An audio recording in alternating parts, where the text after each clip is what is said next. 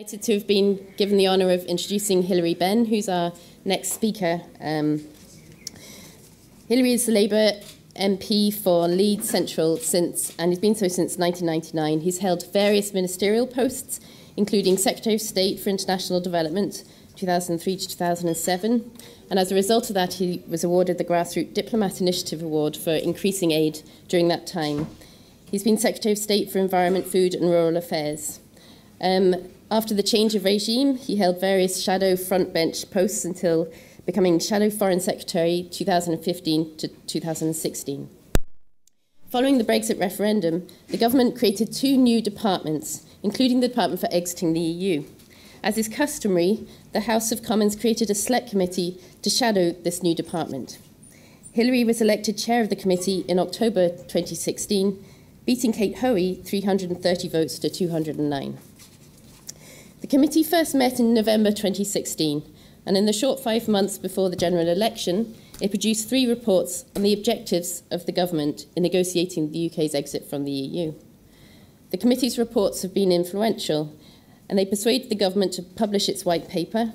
It also pushed the government to accept the need for a transition period, and with regards to citizens' rights, it told the government that the process for permanent residency, including its 85-page form, was not at all fit for purpose. Following the 2017 election, the committee was reformed, and Hilary was elected, this time unopposed, back to be chair. The committee continues to scrutinise the progress of the negotiations and the government's legislative agenda for Brexit, including the EU withdrawal bill. In addition to reports, the committee holds regular oral evidence sessions with the Secretary of State for leaving the EU. It visits Brussels to meet with Michel Barnier and MEPs, and it's visited Dublin twice to meet politicians. It has also visited the border between Ireland and Northern Ireland. That was in December 2017. And we'd welcome you back anytime, Hilary. We look forward to hearing your comments today. Thank you. Thank you.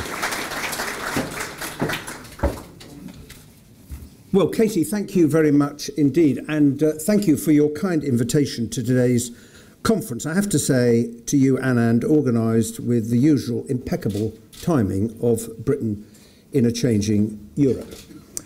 The result of the EU referendum, I think it's fair to say, has transfixed UK politics. But it has also affected the Republic of Ireland more than any other EU member state, and potentially will affect Northern Ireland more than any other part of the United Kingdom. And as we learn from life, when a decision is made over which we have no control, but which will result in great consequence for us, it is unquestionably a difficult and uncomfortable experience, especially when so much is at stake, and politicians have been heard to express the view that no deal is better than a bad deal. So, to begin, let me be absolutely clear. No deal is not better than a bad deal. No deal is the worst possible deal you could possibly imagine. And I do not believe that there is a majority in the House of Commons that would accept no deal. But it is also clear that in order to get a deal, the question of the border between Northern Ireland and the Republic will have to be sorted by October of this year. Now, as you know, this is not just about trade in goods and services, important though they are. It is about the referendum's impact on that border, on the Good Friday Agreement, and on the lives of the people of Northern Ireland and the Republic. And that is where I wish to begin this afternoon, because the United Kingdom and Ireland share so much in terms of history, culture, ideas, politics and people.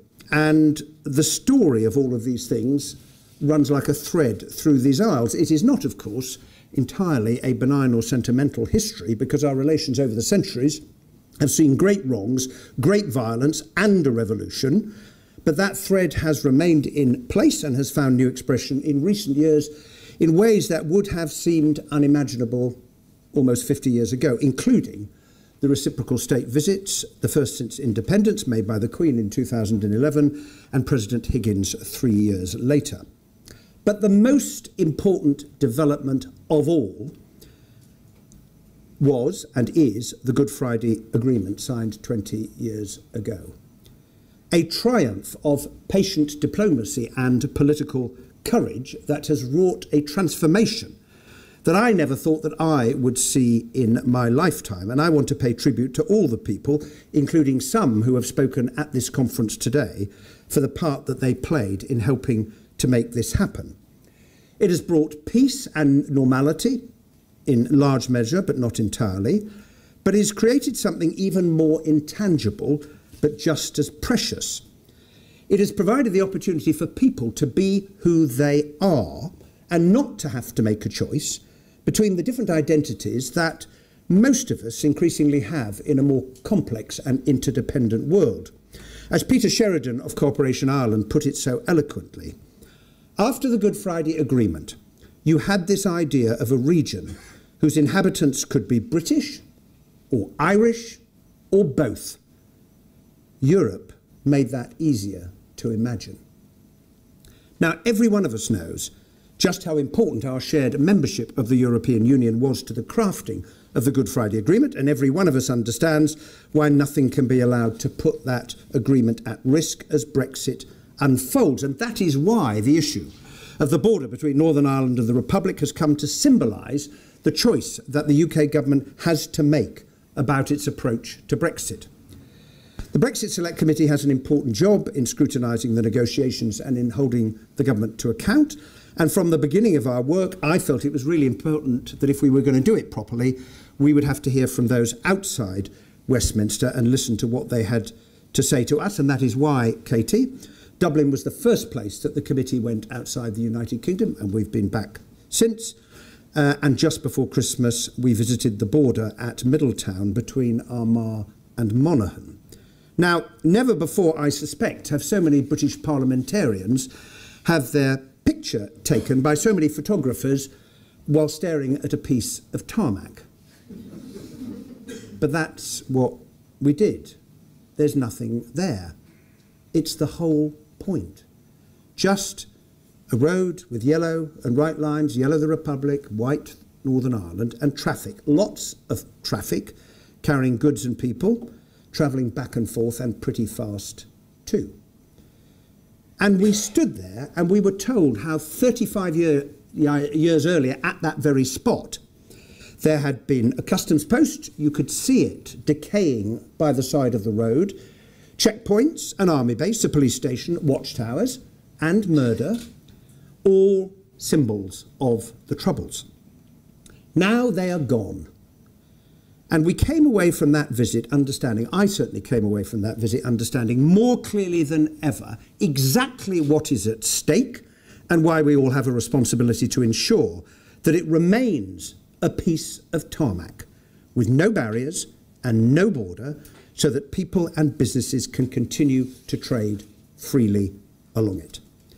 Now, understandably, this issue, along with money, citizens' rights, including the very important common travel area, which will of course remain and pre-existed our membership of the common market, dominated phase one of the Brexit negotiations between the United Kingdom and the EU before matters came to a head in December. And we all remember that famous, rather difficult week for some, but a form of words was eventually found that proved enough to secure agreement on that day and so allow progress to phase two of the talks. Now, those words made it absolutely clear that Northern Ireland would not be treated differently from the rest of the United Kingdom, because the UK was committed to full alignment with the European Union in respect of the areas of cross-border cooperation and the all-island, I-S-L-A-N-D, economy, the famous paragraphs 49 and 50. Now, some said it was kicking the can down the road. If that's true, well, the can has now rolled back up again, if that's possible, with gravity, because the EU has now made it clear it wants to see significant progress on this question at the June European Council. Now, why is that? Because for all the time that has passed since December, it is still not clear how the aim of an open border, no checks, no infrastructure, which we all support, will be achieved in practice either through an agreement or technology or through this fallback. And in the absence of an answer, many worry that this continuing uncertainty may damage what the Good Friday Agreement has achieved. So this question goes to the heart of the choice facing the government and our Parliament in this crucial defining year about what kind of future relationship we wish to have with the European Union after we have left the institutions, as we will at the end of March 2019, and after the transitional period ends in December 2020. Now, it is, of course, a practical problem. In 2016, UK exports to Ireland were worth nearly £27 billion, and UK imports from Ireland just under £21 billion. These goods move across the Irish Sea and across the border in Northern Ireland. That is why the Select Committee said we welcomed the government's commitment to no physical infrastructure, no checks at the land border, and also its rejection of a customs border between Northern Ireland and Great Britain. But in our report, we also said this: we do not currently see how it will be possible to reconcile there being no border with the government's policy of leaving the single market and the customs union, which will inevitably make the border between Northern Ireland and the Republic of Ireland the EU's customs border with the UK. We call upon the government to set out in more detail how a frictionless border can in practice be maintained with the UK outside the single market and the customs union. Now, thus far, the answer to the question, what does the UK want, has been talk about a deep and special and bespoke partnership. But we have reached the point where that won't do any longer, will it? Progress has been held hostage to internal divisions within the Cabinet. Let's be frank, if anyone had said on the 24th of June 2016, the morning after the night before, that nearly 2 years later, the British government would still have been unable to reach agreement on what kind of customs arrangement and therefore what kind of trade relationship it wants to have with our largest, nearest and most important market, then few would have believed that anything as extraordinary as that could happen. And yet it has. But it is also true to say that as 2018 has progressed, it has become clearer that the government is acknowledging that there are choices and trade-offs that it will need to make in order to achieve the things it says it wants.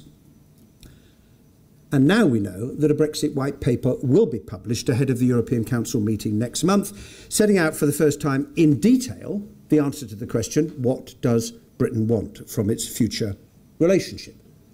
Which brings me to the customs union and the single market.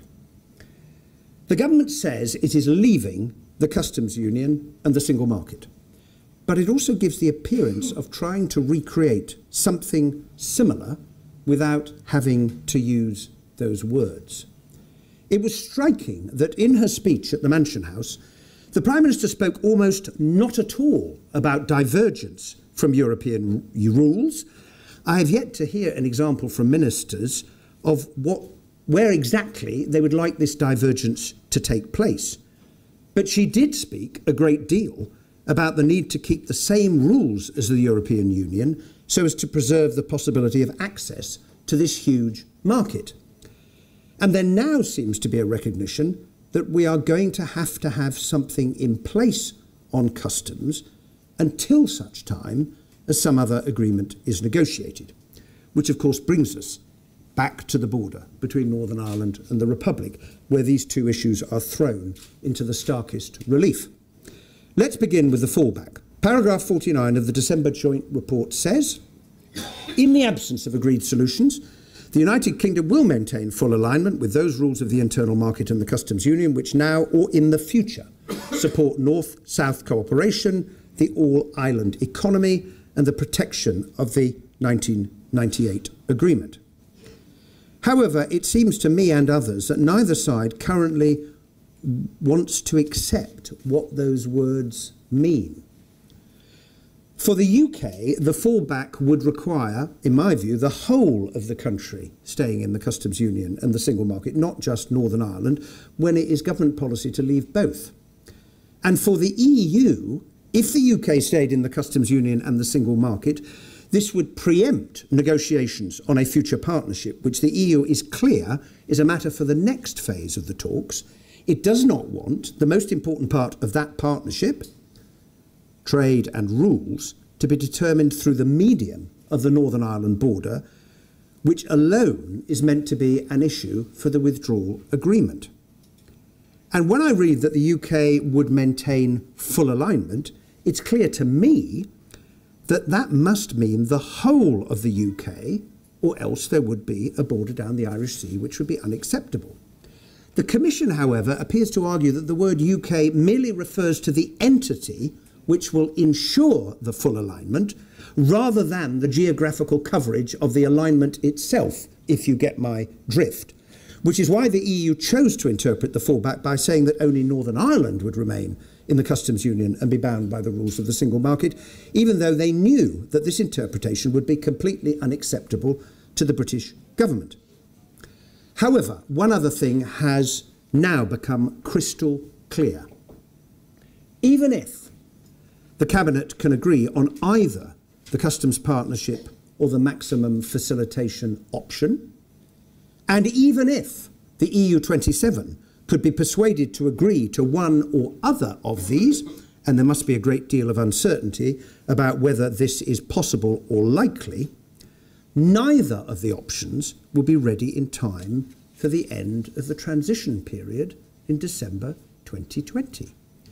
And if that is the case, and if we wish to avoid falling off the cliff, and generally speaking in life it's a very good idea to have that as one of your objectives, then it seems to me pretty clear that we will be remaining in a customs union with the EU, and that we will be following the rules and regulations of the single market for quite some time to come.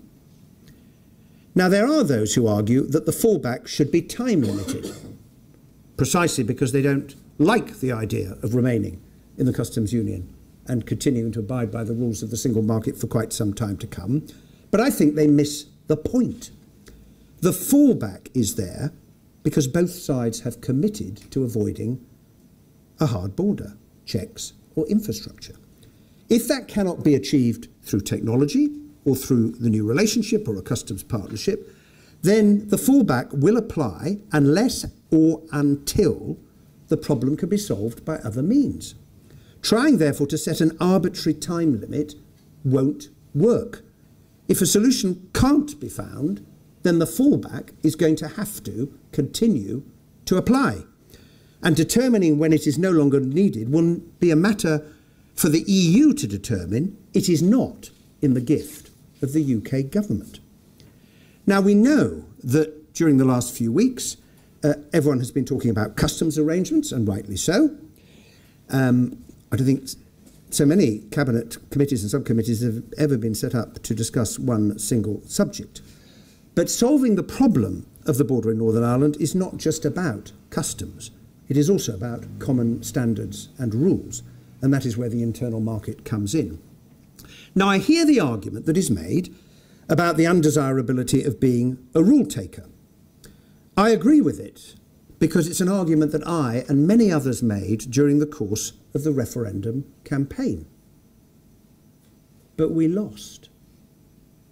And having lost, while being a rule taker is not where any of us who campaigned for Remain would wish to be, it is very hard to see how this will not be the inevitable outcome in one form or another. I don't see a British rule maker option if we are to keep an open border with no checks and no infrastructure between Northern Ireland and the Republic. I also don't see a British rule maker option if we wish to maintain access to the single market. And the reality facing British exporters is that they will have to continue to abide by the EU's rules anyway, even where they change, because that will be required to continue to sell into our largest, nearest and most important market. That access, that continuing tariff-free trade with no delays, no rules of origin requirements and no additional customs declarations, a point forcefully made by just about every business that I meet. Tariffs is one thing, but what they really are concerned about is that the just-in-time delivery structures that they have created, because over 45 years it has been as easy to move goods from Milan to London as it has been from London to Edinburgh. It will be essential to the future of the British economy, the Northern Ireland economy, and the economy of the Republic of Ireland. Now, the simplest and best way to achieve that would be to remain in a customs union with the EU, a course of action that David Davis used to support before he became the Brexit secretary. It's what I think we should do. It's the policy of the Labour Party, and it's the approach set out by the Director General of the CBI, Carolyn Fairbairn, in her very, very significant speech at the beginning of this year. And it is something that Parliament, I hope, will get the chance to vote on when the inexplicably shy and retiring trade and customs bills finally reappear on the floor of the House of Commons. Why do I think we should do this?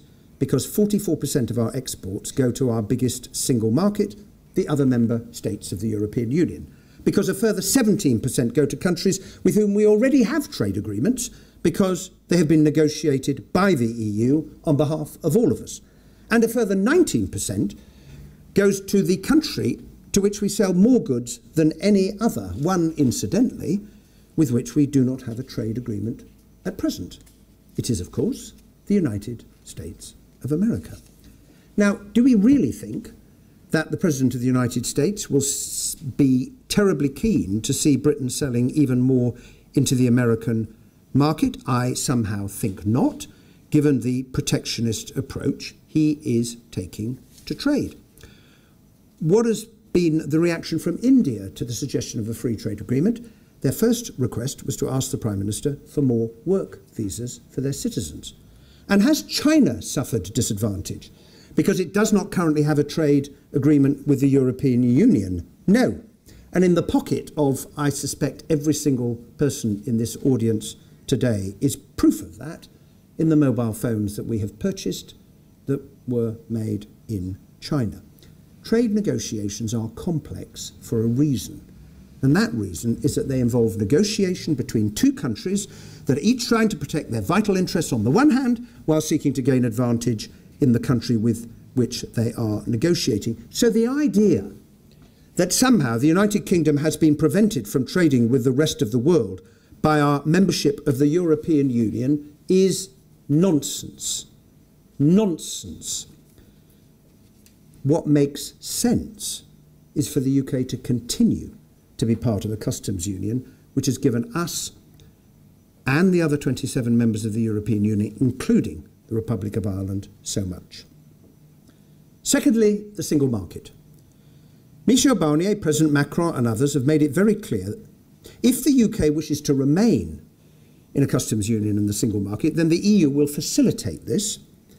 But if the Prime Minister continues to insist on all of her red lines, then this will inevitably narrow the range of options open to the negotiators when it comes to our future partnership. And anyone who's been to visit Michel Barnier, I'm sure, has seen the famous stepped slide where he starts with the current relationship, puts the red lines, and gets down to the bottom and says, right, well, I suppose we could do you a Canada deal. When we met him first time, he said, I suppose we could do you a Canada dry deal, which shows that he has a sense of humour.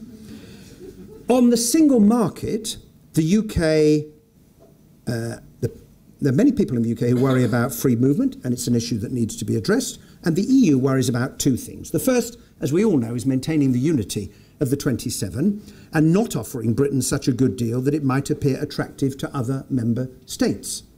And secondly, the worry that the UK will use its freedom, going back to the point about divergence, although we hear less of it now, freedom to gain a competitive advantage which will enable us to sell more goods and services into the European market through the door that we will be asking the EU to leave open for us as part of the negotiations.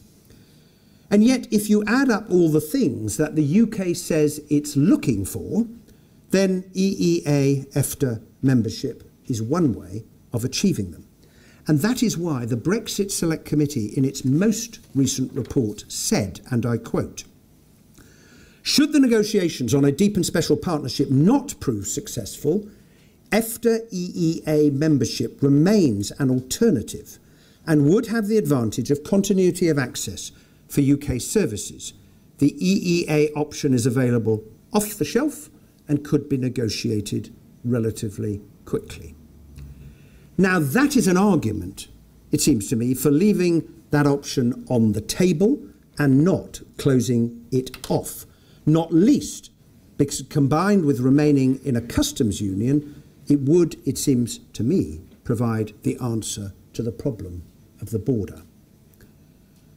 Now, we are 3/4 of the way through the Article 50 process, and yet we haven't even started negotiating our future long-term relationship with the EU.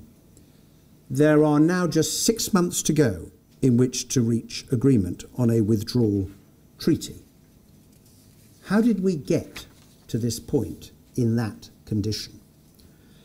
Because I think for far too long the government appeared to be contemplating with equanimity going into a negotiation in which, because of the red lines it had adopted, it is facing the almost certain prospect of coming away with a less good deal for trade and services than the one which we currently enjoy, an outcome that will make the UK poorer than it would otherwise have been. And the exit analysis that Parliament instructed should be passed to our committee, and which our committee published, all of it bar 3 pages, showed that that is exactly what the government's own assessment has concluded. Why? Because it has only belatedly begun to face up to the consequences of those red lines for the border. And however skillful the drafting on full alignment as a fallback, and no matter how insistent ministers are that come what may there will be no hard border, no checks and no infrastructure, and I say again, I really welcome that commitment, they have yet to persuade either the Republic of Ireland or the EU negotiators how this will be achieved, given that every other trade agreement in the world, and we spent several weeks looking at all of the agreements that the EU has negotiated with other third countries, all of them involve some border checks and therefore some infrastructure. And some border checks and some infrastructure is not compatible with no checks and no infrastructure, which is what we have to see on the border between Northern Ireland and the Republic. And I think we've also got to this point because ministers continue to insist that it will be possible to negotiate all of these things: future trading relationship goods, access for our services, security and foreign policy cooperation, policing, information sharing to fight terrorism, the regulation of medicines, aircraft and food safety, the transfer of data, mutual recognition of qualifications, broadcasting rights, our future role in the 30 or so trade deals which the EU has negotiated to all of our benefit, and everything else. And believe you me, it's a very, very, very long list. Because every person I meet in business and elsewhere says, we know how it works at the moment, will you please explain to us how it's going to work when we leave? Because they have built their businesses on that relationship over 45 years, and they know it's going to be pulled apart and an attempt made to put some of the bits back together again, but they don't know how it is going to work. The government still maintains that this can be dealt with by the end of October. Now, no one else thinks or believes that this is remotely likely. I doubt that ministers actually believe it, but the fact that they still maintain that position, in my view, weakens their credibility, and it undermines confidence at a time when uncertainty is already undermining decisions on the part of companies about their future investment in the UK, and some are making preparatory arrangements because they look at the transitional arrangement, which is extremely welcome and important, but their lawyers say, is it completely certain yet? And the answer is, until it is ratified, the withdrawal agreement, by the Council of Ministers, by QMV, qualified majority vote, by the British Parliament and the European Parliament, we're not 100% certain that it will be in place. So what we have is a political agreement on that transition. As I say, I welcome it. We call for it in our first report. It was essential. Without it, the UK, in all likelihood, would fall out of the EU without a partnership agreement. But it means that the government has had to accept, as the Prime Minister set out in her Florence speech, that during the transitional period almost everything will stay the same, apart from the fact that we will no longer have a voice in the Council of Ministers or the European Parliament. In other words, we will remain in the single market and the customs union, we'll continue to accept free movement, and we will have to go on abiding by judgments of the European Court of Justice. That's what we do know.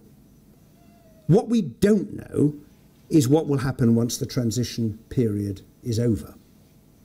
And we won't know much more at the end of the Article 50 process this autumn, because most of the negotiation will remain to be completed during the transition. So we will probably end up with a withdrawal treaty that includes a political declaration about the future relationship, the future partnership, and both sides are now talking about wanting to include as much detail as possible. But it will still be a declaration. It will not be a treaty, and it will not be a draft treaty. And remember that the European Parliament elections happen next year. There will be the appointment of a new commission, and there could well be a hiatus, which will leave us with relatively little time to finalise negotiations on the future partnership before we have to begin the process of seeking ratification. And the ratification process for the future partnership is more complex and wide-ranging because it will involve the parliaments of the member states than is the case for the withdrawal agreement. And what do we do if the negotiations on a new partnership have not been completed by the time the transition period expires? Well, my answer to that is simple, and I think it's obvious. We would need to extend the transition. But in order to do that, the transition agreement itself must include a clause enabling it to be extended by agreement between the parties. The current draft does not include that clause. It needs to be in there. Finally, and I shall conclude on this point, we come to the role of Parliament. It may seem extraordinary now, especially given that we were told by some on the other side of the argument, other side to me, I'm making no presumption about you, that leaving was all about taking back control, that about a year and a half ago, the government was resisting the idea that Parliament should have the final say on the withdrawal agreement by means of a vote. Now, that's changed, and as you pointed out, Katie, the Select Committee, I hope, played a part in making the government realise that that was a completely impossible position to try and adhere to. The UK Parliament is going to have the final say. It will vote on the draft agreement. But before doing so, I think it will expect to know what our future relationship on trade and services will be and how that open border will be maintained. Because Parliament will be faced with two choices. Leaving with no deal, I don't see any circumstances in Parliament would vote for that. It either approves the withdrawal agreement and moves on to the next process, a part of the process, or it says, well, actually, there is insufficient certainty about where we're heading with all of this, not because it would not have been possible to provide greater certainty. It's just that because of the red lines, the government failed to ask for those things, like, for example, staying in a customs union. And that will be the moment of truth for Parliament and for the country when we come to make that decision. So, I simply say, the time for assurances that all will be well and vague promises has gone. Now is the time for clarity of purpose and policy. And if the government is unable to offer that, then Parliament is going to do it for them. Thank you very much.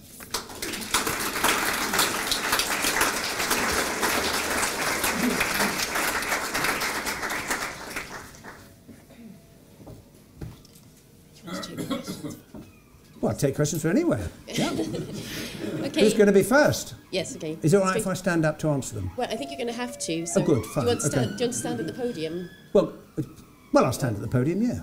Fine. I'll grab a bit of paper. Who's going to be first? Who's going to be first? Yeah. If we remain in... Sorry, what's your name? John Barstow, member of Usdaw, the Shop Workers Union, and we're very much in the Remain campaign. if we remain in the customs union, will it still be necessary for those customs bills to come before Parliament? And as things, security and defence are very much in the UK DNA, would an appreciably higher increase in UK defence spending and deployments in the realm of continental Europe, could it lead to a better Brexit deal, i.e., a good deal for the UK in return for higher commitment to European security? Right, well, thank you very much for your question. Now, I can't swear that every single clause, dot and comma of the trade and the customs bills are presaged on the policy of leaving the customs union, but if we decide to vote that we're remaining in the customs union, then there might be some consequential legislation. But basically, that bill is about preparing for a future in which we are negotiating our own trade deals. But if we remain in the customs union, we will not be doing that. Defence and security, this is, I'm glad you've raised this because it's a really, really important question. I didn't meet a single person during the course of the referendum who said to me, Mr. Benn, I'm voting to leave the EU because I really had enough of Britain cooperating with France, Germany and the Netherlands and Sweden in facing up to the refugee crisis, trying to deal with Syria, responding to Russia's invasion of eastern Ukraine, trying to manage the flow of people around the world seeking a better life. Believe you me, when the history of this century comes to be written, I think the movement of people fleeing war and persecution, fleeing climate change if we don't get to grips with it, seeking a better life will be a really important part of that story. Now, how are we going to deal with this as a world? We're going to deal with it and have a better chance of dealing with it if we work with our friends and neighbours. And therefore, I think this view is shared amongst all of the 27 member states. It's the point that the Prime Minister, in fairness to her, made in her Munich security speech. We need to find, with imagination and flexibility, a means of continuing to have a dialogue on foreign policy, defence, security, the fight against terrorism, a threat that we all face in many European countries. And when you think about the Foreign Affairs Council, it doesn't proceed by votes, it proceeds by agreement and unanimity. Will Europe's response as a geographical entity be stronger if it includes a response that includes the United Kingdom? Yes, it will. Did President Putin wake up the day after the referendum and think, right, Europe will be weaker, I will be stronger? I think he did. And therefore, the responsibility on all of us, notwithstanding the referendum result, is to continue to work together to ensure that there is a strong European voice. We have a lot to contribute as a country, our role as a permanent member of the UN Security Council, our large development budget, and indeed the contribution we make in military terms, including through the expenditure we have on the defence budget. And it's not much talked about, but this isn't going to work if we don't find that the deal includes that kind of arrangement that allows us to continue to collaborate on what is absolutely in our mutual and shared interest. Okay, we have a question over here first. Thank you, Neil Brady. Can I take you back to after the transition agreement in relation to the UK's choices about customs union and single market? Because it's clear that at the end of the transition period as it stands, although the arrangement will continue for Northern Ireland in terms of customs union single market, it won't for the rest of the UK, or that seems to be the position. Yes. So could you elaborate on that dilemma? Well, that is, the argument at the moment, the argument between the United Kingdom and the European Union, because the Commission chose to interpret the Article 49 fallback as meaning that Northern Ireland would remain in customs union and continue to apply the rules of the single market, as I said in my speech, knowing that that would be unacceptable to the DUP and would be unacceptable to the British government and, I have to say, unacceptable to the Brexit Select Committee. So I don't think it does follow, because if that were to be the case, as you suggested, you would have a border down the Irish Sea. Now, I don't think people are going to accept that. And that is why there is this dance around what the fallback wording actually means. It was it was fantastic drafting, and it contained, like the most fantastic drafting, it enabled each side to read into it that which they wished to read. But we're now getting to the point where the Commission is saying, the Irish government, the Taoiseach and Simon Coveney have both said it recently, that we really need to know how this fallback is going to work, because it's our guarantee. Now, we may solve it in the end through a trade negotiation. We may solve it through technology. But we have to know, in the absence of those two, how's it going to work? And that is what the government is now going to have to put forward in order to get through the next gate. There's been a whole series of gates in this negotiation. And back in December, I think the reason why the fallback was accepted, it changed the wording by the end of the week compared with the beginning. And I think all of those sitting around the table thought we really can't go beyond the end of the year and not even have begun moving into phase 2 of the negotiation. So there was, I think, a great political imperative to make progress, and that pushed the thing along. But it's what I said at the end. Now is the time for clarity and some certainty about how this is going to work in very, very practical terms. And the onus is now, as it has been throughout, on the UK government to set out how it sees that fallback operating in practice. Okay, thank you. You have a question at the front. Do you want to borrow my mic, Bridget? Thank you, Bridget Laffin, European University Institute. My question has 2 parts. One, and I think you've all in some ways answered it, and that is that are you concerned about the lack of detailed papers, proposals from the UK government, given that we're 3/4 of the way through the Article 50? And my second question, and more importantly, is there a concern that in Her Majesty's government there's a view that this is a pretty normal EU negotiation, and at the end there'll be several all-night negotiating rounds, and out of which will come the declaration? Yeah. And I think that would be a fatal mistake. This is much too serious for the EU for them to treat it as this kind of negotiation. It's not the common agricultural policy, it's not the budgetary financial perspective. Thank you. Thank you very much indeed. Well, yes, I am concerned that we've got to this point with insufficient detail and specificity about what the government wants. Again, go back. There was a stage when the government was saying Brexit means Brexit and I'm not giving you a running commentary. Now, we've moved on since then, because one of the reasons we said as the Select Committee, I think, could we have a white paper, please? You know, when we joined the Common Market, we had a white paper, and we had... You're not telling me we're not going to have anything at all and you'll unveil it at some point, probably to the EU first before you tell the rest of the United Kingdom. So we've moved on some way, but there is still a lack of clarity. And I think your point about the negotiation is well made, because you have heard people say, oh, in the end the Germans will come along and say, yeah, just, sort it out. Well, I really wouldn't be sure about that at all, because this is a great challenge for the European Union.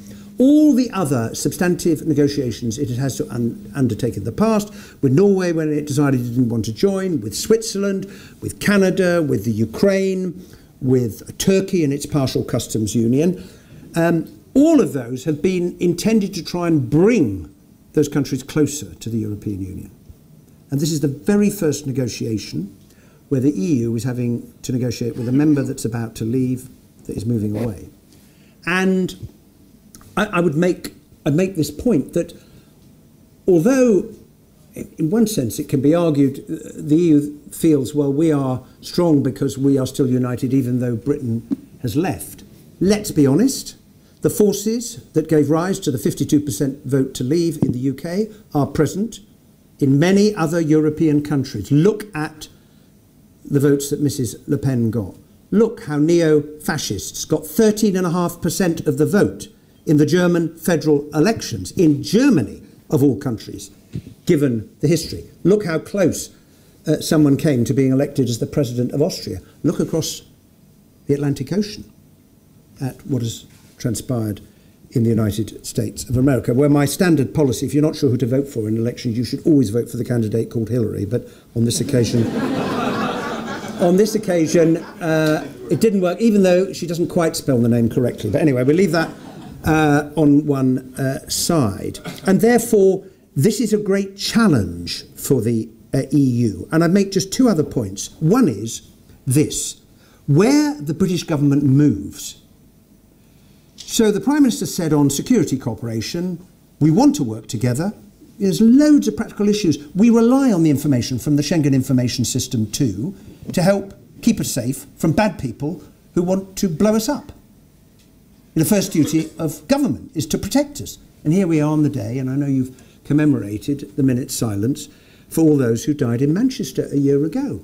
And she said, but we recognise that to do that we will have to accept the jurisdiction of the court. Now, I agree with that. But the EU, if in those circumstances folds its arms and says, well, I'm sorry, either you're in or you're out, and we can't have any cherry picking. And by the way, one person's cherry picking is another person's unique or bespoke agreement. All those agreements I mentioned earlier, Turkey, Ukraine and so on, you could call those a plethora of cherry picking agreements, or you could call them a series of bespoke agreements. Or when the government says, you know what, we'd like to maintain a relationship with the European Medicines Agency, it makes no sense for us separately to certify that Airbus aircraft are safe to fly when the European Aviation Safety Authority has already done so. We want to stay aligned on chemicals and other things. For the European Union to say, oh, it's all difficult. And I think that EU negotiators need to be a bit careful, because if they end up pushing the government into a harder position and a harder Brexit than might otherwise be the case, that is not in Europe's interests, and it's certainly not in the interests of those of us in the United Kingdom who want a clearer, a better Brexit, if you can have such a thing. It's probably a contradiction in terms. And the final thing I would say is this. Europe can look at this negotiation in one of two ways. It can either think, the Brits are leaving, we've got to get rid of this, and then we can get back to what we were doing before. But, you know, if we end up with an agreement in which Europe feels, oh, we're a bit grumpy because we gave too much to Britain, and we feel we're a bit grumpy because we didn't think we got a fair deal from the European Union, ask yourself this question. Is that a strong, stable basis on which to have a future relationship with our nearest friends and neighbours, who will remain our nearest friends and neighbours, even though we are leaving the institutions of the European Union? Now, I would argue that it isn't. And another way of looking at it is to say, right, you want to go? Let's look at the closest and strongest relationship we can negotiate. Heaven knows it might provide a template to other countries in the future that don't want to make the final step of joining the European Union, but would like to have a closer relationship. And do you know what? I think a European Union that is both flexible and multi-speed, multi-layer within itself, because for me, that will keep the 27 united, and I want a strong European Union, and not a European Union which is an attempt to impose a federalist vision, everybody in the Euro, everyone in Schengen, federalism now, because I don't think the 27 will all want to sign up to that, and a relationship in which you have close agreements with other countries that aren't members. I think that's a much better basis on which to approach this negotiation, rather than if we gain, then you lose, because this deal is going to last for quite some time to come. I apologise for the length of the answer, but you've raised a really important point about how this negotiation is approached. Okay, we have 3 more questions. Okay. Can we take them in sort of rapid fire? So it's the guy at the back with the glasses.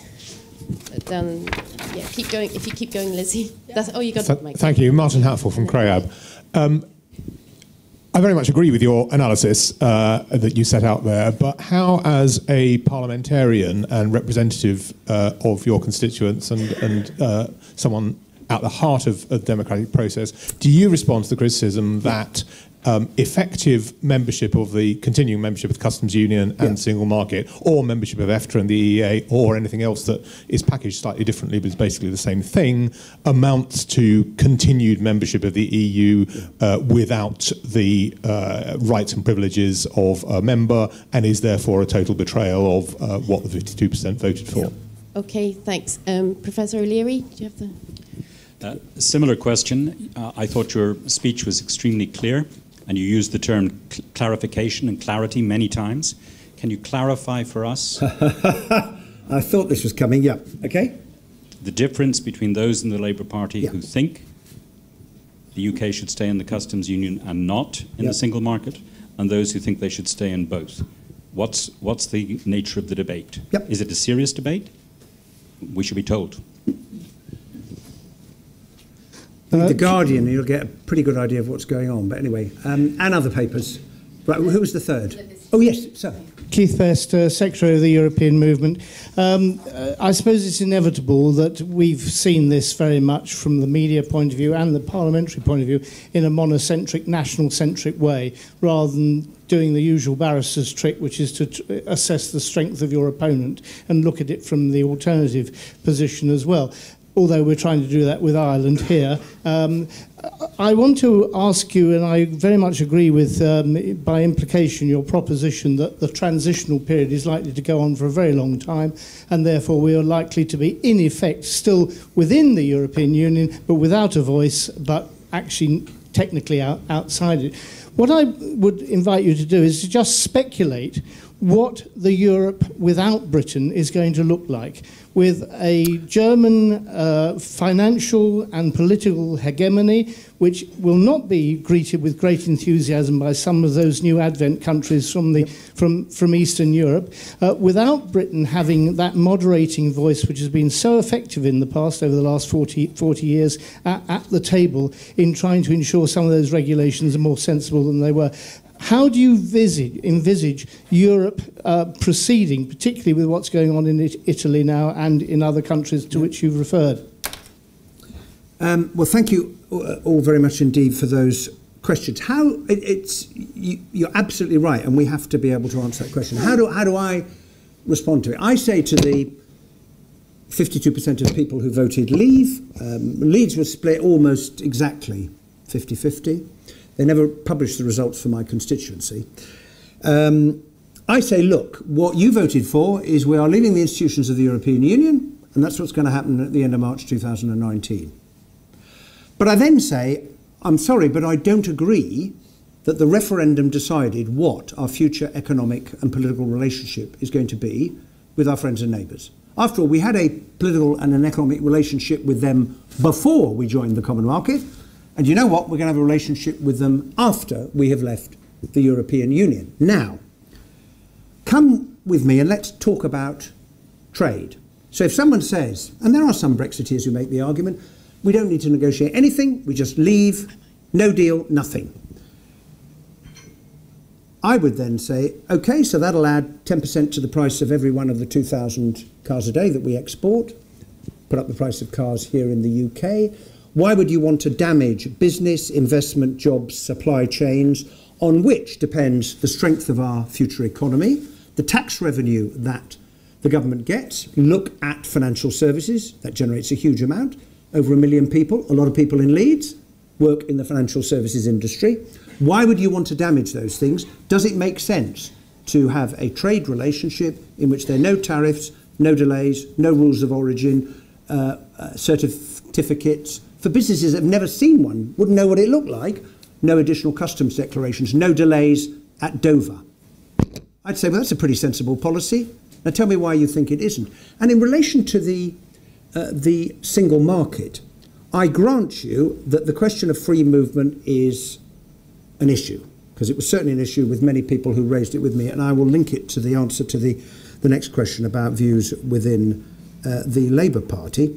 But since we're going to have to abide by those rules to sell in, given that enabling our financial services industry to continue to be strong, getting a replacement for the single licence that broadcasters require currently to broadcast to 27 other countries, what's that going to look like? Ensuring that data could continue to move back and forth. That's why we need a data adequacy decision. Making sure that when you go on holiday to France, there's still an EHIC card arrangement, because otherwise you're going to be paying more for your travel insurance policy. Sorting out the aircraft, you name it. So that's the way in which I try and answer the question. But you're right. People will say, I voted for change. Where is this change? Show it to me. I think also at the same time, we also need to acknowledge, and I was much struck by what Daniel Hannan, who was on the other side in the referendum, said recently. He said, you know what, it was very close, and there is 48% of the population who took a different view, and we do have to have a mind to them. when we are taking decisions about what the right approach is to take. Now, on the question of the Labour Party, there is a small group in the Labour Party who have always been Eurosceptic, some who argued for, I think, what's known as Lexit, and who suggested that you couldn't implement socialism in the United Kingdom as long as you remained a member of the European Union. But it's a very small group of people. As I observed recently, as far as I could tell, when Chris Grayling stood up in the House of Commons and announced that he was renationalising East Coast Main Line, I didn't notice that our continuing membership of the European Union prevented him from doing so. So I don't buy that argument at all. It's our policy to bring all of the franchise back into public ownership, and as and when and if we get a Labour government, that's exactly what we're going to do. There is then a group who acknowledge the point about free movement and say we have to demonstrate that we have listened. And on that, many of the people I met in the referendum said, I'm not arguing, Hilary, that we should end all immigration. I just want us to have some control. Control posited against an absence of control. And that word did sum up, I think, what the referendum was about. But when we have eventually get to a rational debate about immigration policy, well, we can see the need for migration all around us. Because the moment operations start getting cancelled at the Leeds General Infirmary and Jimmy's because of a shortage of nurses, because we've issued insufficient visas for nurses to come from Europe, I guarantee my constituents will be coming to me and saying, Mr. Benn, why don't you get some more visas? Because I'm not waiting any longer with my painful knee and my damaged hip. So that's the second group. And then there is a third group that says, staying in the single market and the customs union, EEA, EFTA, however you want to put it. Those are the three. And Labour's policy has moved on the customs union. When Jeremy Corbyn made his speech, which I very strongly welcomed, saying it will now be our policy to remain in a customs union.